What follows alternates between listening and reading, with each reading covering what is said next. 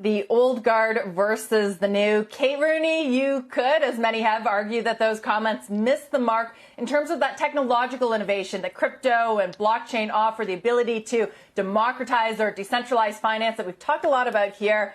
Also, those comments on the retail or Robinhood investor at large, drawing some very strong responses.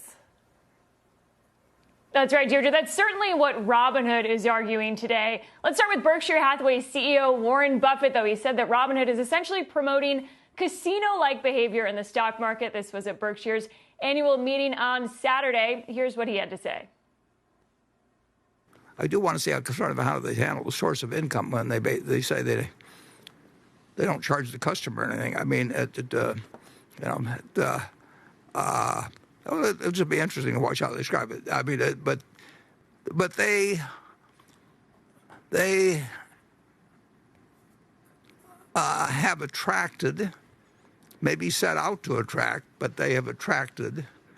I think I read where 12 or 13% of their casino participants were dealing in puts and calls. I looked up on Apple, the number of 7-day calls and 14-day calls outstanding, and I'm sure a lot of that is coming through Robinhood. That's a bunch of people writing. They're gambling on the price of Apple over the next 7 days or 14. There's nothing, there's nothing illegal about it. There's nothing immoral. But I don't think you'd build a society around people doing it.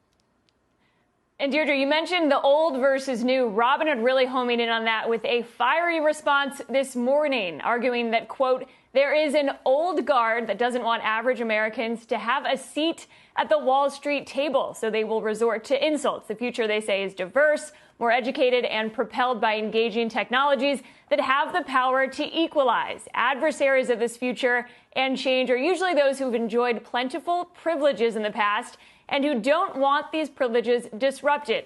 Their criticisms, they say, are unfortunate, but they prove why Robinhood's mission is, in fact, critical.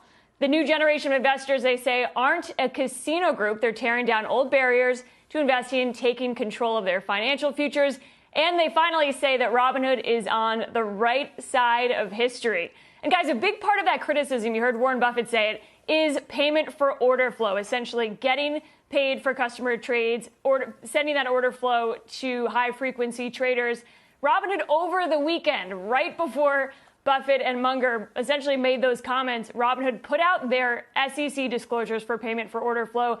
That showed about $330 million in the first quarter. That almost tripled from the year earlier. So some big numbers there showing that whatever this is, casino or not, it is proving to be pretty profitable for Robinhood. Back to you.